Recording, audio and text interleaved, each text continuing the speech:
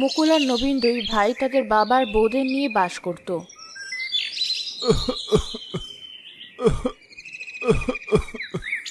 বৌমা, ও বৌমা, কোথায় গেলে? আমাকে একটু পানি দাও। বুকের ভেতরটায় বড্ড কষ্ট হচ্ছে। বৌমা। বুড়োটা সারাদিন শুধু হাঁক ডাক করে, একটুখানি শান্তিতে বসতে দেয় না। কোথায় স্বামীর সাথে দুটো কথা বলবো তা না, ডাকাডাকি শুরু করেছে। আরেকজন কি মরেছে? এত করে ডাকছে, একবার গিয়ে শুনে এসো। বুড়ো লোক। সে তো বুঝলাম, কিন্তু বুড়ো হয়েছে বলে কি মাথা কিনে নিয়েছে তোমার বাবা? একটু সহ্য হয় না? ডাকের উপর ডাক দিতেই থাকে। আমাকে মানুষ মনে হয় না, আবার তুমিও তালে তাল মিলাচ্ছ। রাগ করছো কেন? তাল মিলাচ্ছি না আমি। বুড়ো মানুষ এতক্ষণ হলে ডাকছে, তাই বলছি। আসলেই তো সারাদিন এত ডাকাডাকি করলে কারই বা ভালো লাগে? মা বেঁচে থাকলেও তো বিরক্ত হয়ে যেত। তোমার মা না হয় মরে গেছেন, কিন্তু তোমার ছোট ভাইয়ের বউটা কোথায় গেছে? তার তো টিকিটাও দেখা যাচ্ছে না।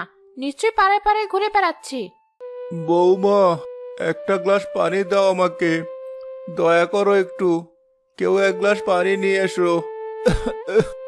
মিলা এক গাদা ভেজা কাপড় হাতে বাড়ি ফিরে দেখে তার শ্বশুর কাতর স্বরে পানি চাইছে। সে দৌড়ে গিয়ে পানি নিয়ে আসে।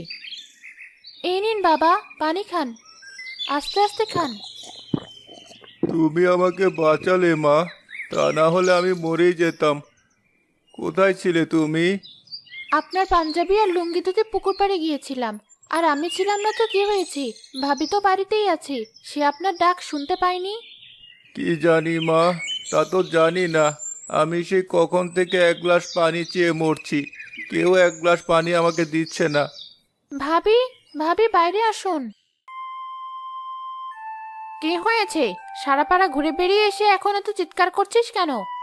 বাবা এক গ্লাস পানি চেয়ে চেয়ে মরে যাচ্ছে, আর আপনি ঘরে বসে আছেন? কি করে পারেন আপনি এমন করতে? আপনার বিবিকে কি একটুও বাধে না? ছোট বউ, মুখ সামলে কথা বলো। ও তোমার সম্পর্কে বড়। তুমি পাড়া বেরিয়ে আসতে পারলে আমার বউ ঘরে কেন বসে থাকতে পারবে না? তার মানে আপনিও ঘরে ছিলেন ভাই? ঘরে বসে বসে নিজের বাবার আর্তনাদ শুনছিলেন? বাহ, খুব ভালো। আপনার মতো সন্তান ঘরে ঘরে দরকার। কি হচ্ছে এসব? তুমি আমার ভাইয়ের সাথে তর্ক করছো? এত বড় সাহস তোমার? দেখ ভাই দেখ, কেমন মেয়ে বিয়ে করে এনেছিস তুই। বাবা এদিকে পানির জন্য ডেকে ডেকে মরে যাচ্ছিল, আর তোর বউ গিয়ে পাড়ায় পাড়ায় ঘুরে বেড়াচ্ছিল। সে কথা আমরা বলতেই আমাদের যা ইচ্ছে তাই বলছে।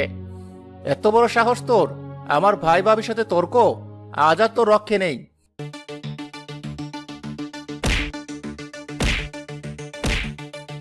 আমার কথাটা একবার শোনো তুমি, একটিবার আমার কথা শোনো। বেশ, আমার কোনো কথাই যখন শুনছো না, যত ইচ্ছে মারো, আমি কিছুই বলবো না। তোকে আর কিছুই বলতে হবে না। তোকে আজ আমি শিক্ষা দিয়েই ছাড়বো। নবীন, কি করছিস? বৌমাকে ছেড়ে দে বলছি। বৌমার কোনো দোষ নেই, ওকে ছেড়ে দে। না বাবা, আজ আর ওকে আমি ছেড়ে দেব না। তোমার জন্য প্রতিবার বেঁচে যায়। আবার কথাটা শোন বাবা। ঘরে চলো, ওর বউকে শিক্ষা দেই।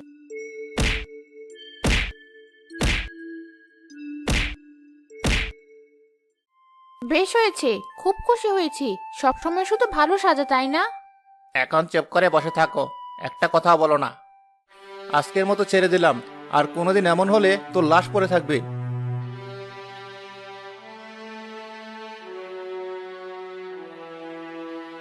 কেঁদো না বৌমা। আজ আমার জন্য তোমাকে এভাবে মার খেতে হলো। আবার ছেলেটা কোনো কথাই শুনলো না। তুমি ওকে বুঝিয়ে বলো বৌমা, তোমার কোনো দোষ নেই। এখন আর বুঝিয়ে কি হবে বাবা? আমি আর তাকে কিছুই বোঝাতে চাই না। আপনি বসুন, আমি আপনার খাবার নিয়ে আসছি। আমার ছোট ছেলে আর তার বউ দুজনই অনেক ভালো মানুষ। বড় ছেলে আর তার বউ অনেক স্বার্থপর, সেটা আমি খুব ভালো করেই বুঝি। কিন্তু আমার ছোট ছেলেটা বোঝে না। ভাইয়ের প্রতি অন্ধ সে।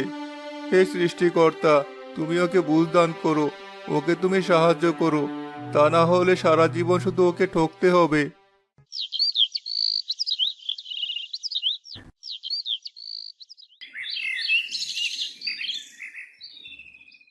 মুকুল, নবীন, তোদের আমি একটা কথা বলতে চাই বাবা। বলো বাবা, তোমার কিছু লাগবে? আমাকে বলো, আমি এখনই এনে দিচ্ছি। না রে, আমার কিছু লাগবে না। আমি তোদের সাথে এমনি একটু কথা বলতে চাই। বাবার সামনে এমন ভাব দেখায় যেন জাদু জানে, বলা মাত্র এনে দেবে। আহা, তুই এত কথা বলছিস কেন? বাবা কি বলতে চায় বাবাকে বলতে দে। ঠিক আছে বাবা, বলো। তোদের মা মারা যাওয়ার পর অনেক কষ্ট করে তোদের আমি মানুষ করেছি। অনেকে আমাকে দ্বিতীয় বিয়ে করতে বলেছিল, কিন্তু তোদের যেন কষ্ট না হয় তাই করিনি। এতদিন আমি তোদের আগলে রেখেছি, এখন আমার চলে যাওয়ার সময় হয়েছে। তোদের এবার নিজেদেরকে নিজেদের আগলে রাখতে হবে। মুকুল, তুই বড়, তোকে আমি একটা অনুরোধ করতে চাই বাবা। তুই কি আমার সেই অনুরোধ রাখবি? এ আবার কোন বিপদে পড়লাম? কি যে বলবে কে জানে। যদি আমাকে জমি কম দিতে চায় তাহলে কি হবে আমার? আর বাবার মুখের উপর তখন আমি কি বলবো? এসেও কি বিপদে পড়লাম? এমন ভাবে যদি ঠকে যায় কিন্নি তাহলে আর আমাকে আস্ত রাখবে না। ইরে, কি হলো তোর? বল, আমার অনুরোধ রাখবি? হ্যাঁ হ্যাঁ, নিশ্চয় রাখবো। কেন রাখবো না, বলো। তোর এই ছোট ভাইটার বুদ্ধি একটু কম, ও একটু কম বোঝে। তুই ওকে একটু দেখে রাখিস, কোনোদিন ওকে ঠকাস না তুই। কি যে বলো না বাবা, নবীন আবার নিজের ভাই, ওকে আমি ঠকাবো কেন? তুমি ওসব নিয়ে একদম চিন্তা করো না। আমরা দুই ভাই খুব ভালো থাকবো, দেখে নিও। তাই যেন হয় বাবা। আচ্ছা, এবার তোরা নিজেদের কাজে চলে যা। অনেক সময় নষ্ট করে দিলাম তোদের। এই আর কি এমন সময় বাবা, তুমি আরো কথা বলো। ঠিক আছে, তুমি নবীনের সাথে কথা বলো বাবা। আমি চললাম, আমার কাজ আছে।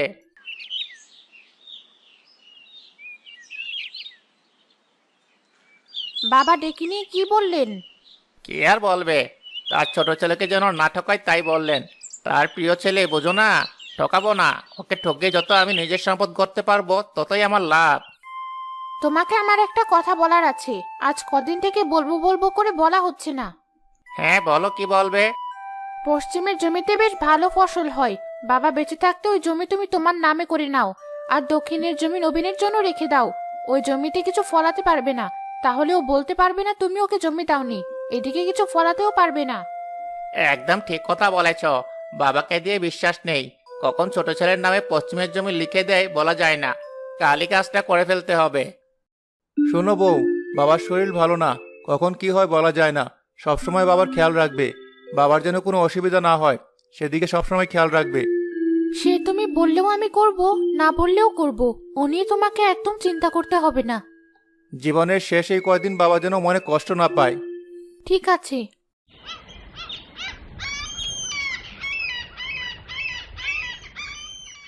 কি, আজ তো বাবার জমির কাগজ নিয়ে যাওয়ার কথা, যাবে না? হ্যাঁ, যাবো বলেই তো বসে আছি, কিন্তু গিয়ে কি বলবো সেটা একটু ভাবছি। কারণ সরাসরি বাবাকে যদি বলি ওই জমি আমার নামে লিখে দাও, তাহলে বাবা তা কখনো করবে না। তাহলে কি করতে চাইছো? ভাবছি নবীনকে সাথে নিয়ে যাব, তাহলে বাবা আর আমাকে সন্দেহ করবে না। কিন্তু নবীন কি তাতে রাজি হবে? সে দায়িত্ব তুমি আমার উপর ছেড়ে দাও। তুমি শুধু গিয়ে নবীনকে ডেকে নিয়ে এসো। ঠিক আছে, এখনই যাচ্ছি আমি। নবীন, তোমার ভাই তোমাকে এখনই ডেকেছে। ঠিক আছে, আসছি আমি। এসেছিস নবীন? তোর সাথে আমার একটা দরকারি কথা আছে। হ্যাঁ বলো। আমি ঠিক করেছি বাবা থাকতে পশ্চিমের জমিটা আমার নামে করে নেব। তা না হলে লোকে তোর থেকে চালাকি করে ওই জমি নিয়ে নেবে। তুই যে সরল মানুষ, কিছুই বুঝতে পারবি না। ঠিক আছে। কিন্তু বাবার সামনে গিয়ে বলবি জমি তোর নামে নিচ্ছিস, তা না হলে বাবা দেবেন না। ও নিয়ে তুমি কোনো চিন্তা করো না। কে, মুকুল আর নবীন নাকি? আয় বাবারা, আয়, আমার কাছে বস। সারাদিন বসে বসে আমি তোদের কথাই ভাবছি। বাবা, তোমাকে একটা কথা বলতে চাই। কি কথা বল? পশ্চিম পাড়ের যে জমিটা রয়েছে ওটা তুমি আমার নামে লিখে দাও। আমি চাই না পরে আমাদের মাঝে কোনো ঝামেলা হোক। বেশ তো, এখনই দিচ্ছি। আমিও আজ কদিন ধরে এটাই ভাবছিলাম, তাহলে তোকে নিয়ে আমার আর কোনো চিন্তা থাকবে না। দেখাচ্ছি তোমাকে। আমিও খুব ভালো করে জানতাম তুমি কিছু করতে চাইবে। ছোট ছেলের প্রতি খুব মায়া, তাই না? কিন্তু আমার নামও মকল। আমি নিজে থেকে কখনো কাউকে জিততে দেব না। কিছুদিন পর তাদের বাবা মারা যায়।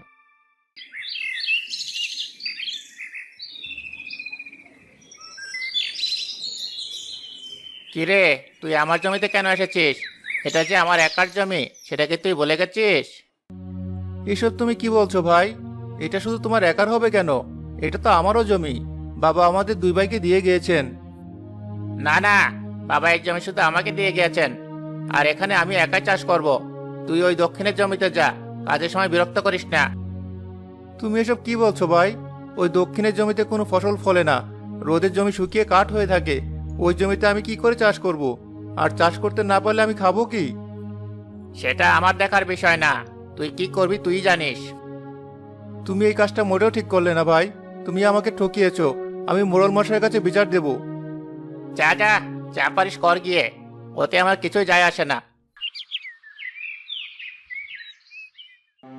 মোড়ল মশাই, আমার ভাই আমাকে ঠকিয়ে বাবার ভালো জমিটা নিজে একাই নিয়ে নিয়েছে। তোমার একার কথায় তো কোনো বিচার হবে না, আর প্রমাণের উপর বিচার নির্ভর করবে। লেটেল, তুই গিয়ে মুকুলকে ডেকে নিয়ে আয়। মরল মশাই, আমাকে আপনি ডেকেছেন? হ্যাঁ, তোমার নামে একটা বিচার আছে। তুমি নাকি তোমার ভাইয়ের জমি একাই নিয়েছো। মিথ্যে কথা মরল মশাই, বাবা বেঁচে থাকতে তিনি নিজে আমাকে এই জমি লিখে দিয়ে গিয়েছেন। এই দেখুন তার প্রমাণ।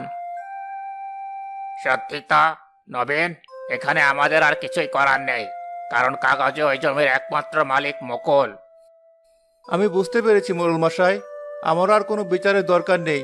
আমি সৃষ্টিকর্তার হাতে বিচার ছেড়ে দিলাম। এখন আমি আসি। তোমার চোখ মুখ এমন লাগছে কেন? কি হয়েছে তোমার? কি আর হবে?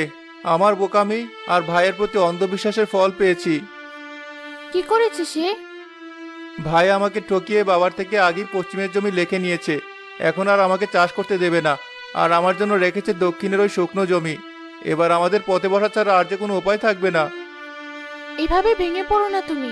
সৎ পথে থাকলে সৃষ্টিকর্তা দেরি করে হলেও তার প্রতিদান দেবেন, আর অসৎ পথে থাকলে তারও শাস্তি সৃষ্টিকর্তা নিজেই দেবেন। তুমি পাশের গায়ে গিয়ে একটা কাজ নাও, দেখবে ধীরে ধীরে সব ঠিক হয়ে যাবে। হ্যাঁ, তাই করব।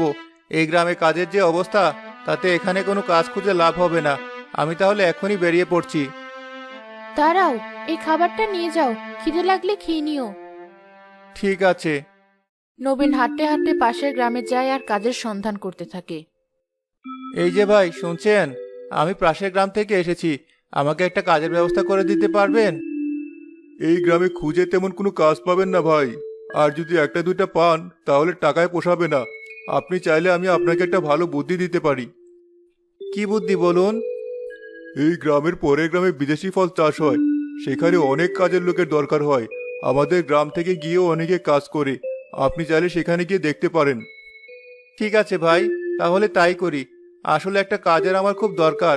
আপনাকে অনেক ধন্যবাদ।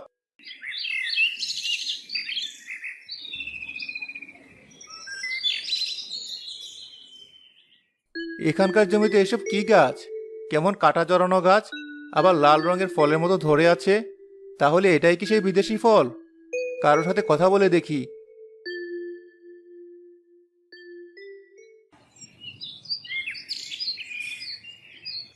ও একজন লোক আসছে এদিকে, ওনাকেই বলে দেখি। এই যে ভাই, শুনছেন? আমাকে ডাকছেন? হ্যাঁ ভাই, আপনাকে ডাকছিলাম। কি বলবেন তাড়াতাড়ি বলুন, আমার তাড়া আছে, অনেক কাজ আমার। আসলে অন্য গ্রাম থেকে এসেছি আমি। আমি কি করতে পারি মশাই? আসলে আমার একটা কাজ দরকার। শুনলাম আপনাদের এখানে লোকের দরকার হয়, তাই এসেছি। আমাকে একটা কাজ দিতে পারবেন? কাজ দিতে পারবো না মানে কি? আমি তো লোক খুঁজছি। আসুন আমার সাথে, এখন থেকে কাজ করতে শুরু করেন। এখন থেকে টাকা পাবেন।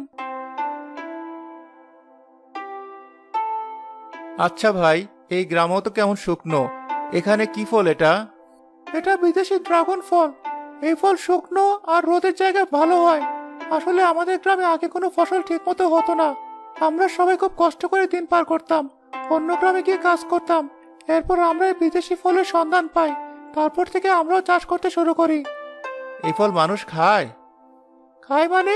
শহরের কত চাহিদা তা আপনার ধারণাই নেই। যেমন চাহিদা তেমন দাম। 300 টাকা কেজি, বুঝলেন? আর এক একটা ফলই হয় 1 কেজি করে। তাহলে কত টাকা আয় হয় বলেন দেখি? হ্যাঁ, সত্যি তো তাই। শুধু তাই নয়, এই ফলের গাছের চারা বানানো খুব সহজ, আর বিক্রি হয় অনেক। তাছাড়া এই গাছের তেমন যত্নও করতে হয় না, পানি দেওয়ারও তেমন ঝামেলা নেই। শুধু সময় মতো একটু সার দেওয়া আর ফল তুলে বাজারে বিক্রি করা। বাহ, খুব ভালো। তার মানে আমিও চাইলে আমার ওই দক্ষিণের জমিতে এটা চাষ করতে পারবো? কিছুদিন এখানে থেকে সবটা শিখে নেই।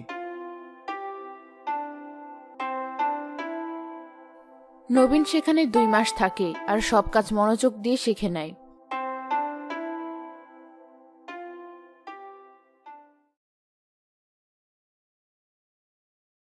ভাই, আমি এবার আমার বাড়িতে ফিরে যেতে চাই। বউকে রেখে অনেকদিন হয়ে গেল এখানে পড়ে আছি। বেশ তো, তোমার পাওনা টাকা সব দিয়ে দিচ্ছি, তুমি চলে যাও। বাকি টাকাগুলো দিতে হবে না, ওই টাকায় আমাকে ড্রাগনের চারা দিন, আমিও গিয়ে চাষ করতে শুরু করব। বেশ তো, অনেক চারা তো তুমি নিজের হাতেই করেছো, সেখান থেকে তোমার পছন্দের মতো 100টা চারা নিয়ে যাও। ঠিক আছে ভাই। এতদিন পর তোমার আমার কথা মনে হলো? কতজনকে দিয়ে আমি তোমার খোঁজ করিয়েছি, কিন্তু কেউ তোমার কোনো খোঁজ দিতে পারিনি। কোথায় ছিলে তুমি? কাজেই ছিলাম, আর কোনো চিন্তা নেই, আর কোথাও যাব না আমি। সাথে করে এগুলো কি নিয়ে এসেছো? এগুলো বিদেশি ফল গাছ, এখন থেকে জমিতেই ফল চাষ করব। শহরের খুব চাহিদা, তুমিও আমার সাথে চলো, দুজনে মিলে গাছগুলো লাগিয়ে দিয়ে আসি। কিন্তু ওই জমিতে এই গাছ হবে? হবে হবে, সৃষ্টিকর্তার উপর ভরসা রাখো। শুনছ, তোমার ছোট ভাই তো ফিরে এসেছে। আর শুধু ফিরে আসেনি, শোকে একেবারে পাগল হয়ে ফিরেছে। এর জন্যই হয়তো এতদিন ওর কোনো খোঁজ ছিল না। কি বলছো তুমি? ও যে পাগল হয়েছে কি করে বুঝলে তুমি? বুঝবো না? জঙ্গল থেকে অনেকগুলো কাটা গাছ নিয়ে এসেছে, এসে বলছে ওগুলো নাকি বিদেশি ফলের গাছ, আর ওই জমিতে ওই ফল নাকি চাষ করবে। কাটা গাছ এনে বিদেশি ফলের গাছ বলছে? তাহলে তো নিশ্চিত পাগল হয়েছে।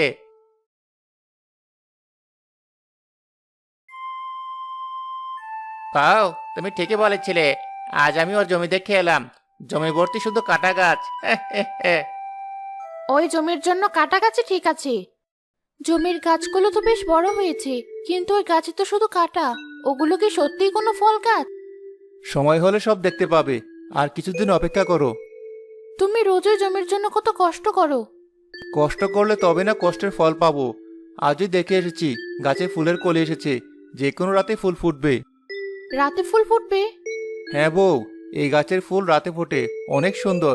তোমাকে আমি রাতে নিয়ে যাব দেখাতে।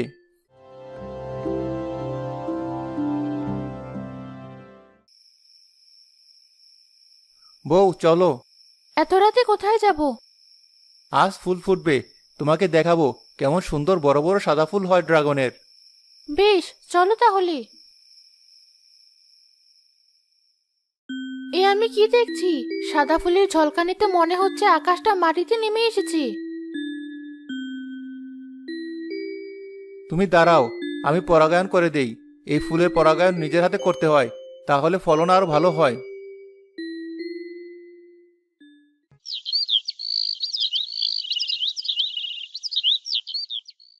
কিছুদিন পরে নবীনের গাছগুলো লাল ড্রাগন ফলে ভরে যায়। গ্রামের মানুষ তা দেখে অবাক হয়ে যায়। এমন অদ্ভুত ফল আমি কোনোদিনও দেখিনি। মোড়ল মশাই, এটা বিদেশি ফল, দেখতে যেমন সুন্দর খেতেও তেমন মজা, আর পুষ্টিগুণে ভরা। আমাকে 5 কেজি দাও।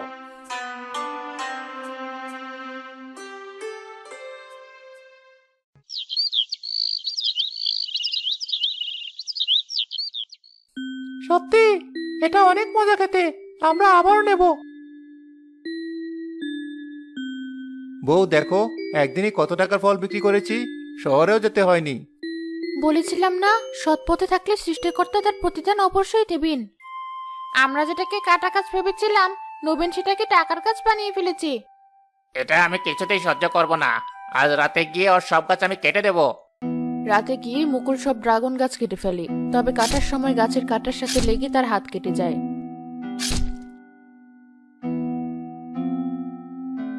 এবার দেখবো তোর বিদেশি ফল কোথা থেকে হয়।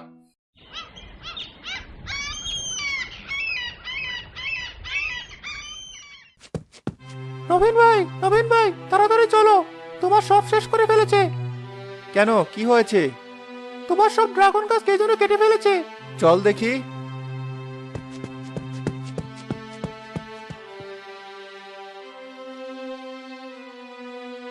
এবার আমাদের কি হবে? আমাদের সব গাছে যে কেটে ফেলেছে। নবীন, তোমার এত বড় ক্ষতি যে করেছে তাকে পেলে আমরা ক্ষমা করব না।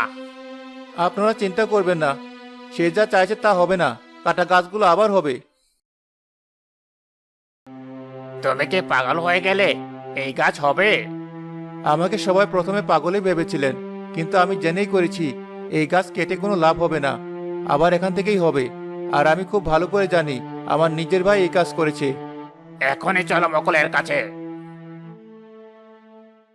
মকল, তুমি নিজের ভাইয়ের এমন ক্ষতি কি করে করতে পারলে? আপনারা প্রমাণ ছাড়া আমাকে দোষ দিতে পারেন না। তোমার হাত কিভাবে কাটলো ভাই? কেটেছে কেটেছে কোনোভাবে, সেটা তোকে বলবো কেন? আর একটা কথাও বলবে না তুমি। নিজের ছোট ভাইকে অনেক ঠকিয়েছ। আর না, তোমাকে এবার আমরা এই গ্রাম থেকে বের করে দেব। না মোড়ল মশাই, ভাই যা পারে করুক, আমি যদি সৎ পথে থাকি সৃষ্টিকর্তা আমাকে সাহায্য করবেন। কিছু শেখো নিজের ছোট ভাইয়ের কাছ থেকে, লজ্জা হওয়া উচিত তোমার। নবীন, আমি আমার ভুল বুঝতে পেরেছি, তাই সবার সামনে আমি তোর কাছে ক্ষমা চাইছি ভাই। লোভে আর হিংসায় আমি অন্ধ হয়ে গিয়েছিলাম। এসব বলে আমাকে লজ্জা দিও না ভাই। আমার জমির অর্ধেকে তুমিও ড্রাগন চাষ করতে পারবে, আর গ্রামের যারা চাষ করতে চাইবে আমি তাদের সবাইকে সাহায্য করব। তুইও আমার জমির অর্ধেকে ফসল চাষ করতে পারবি ভাই।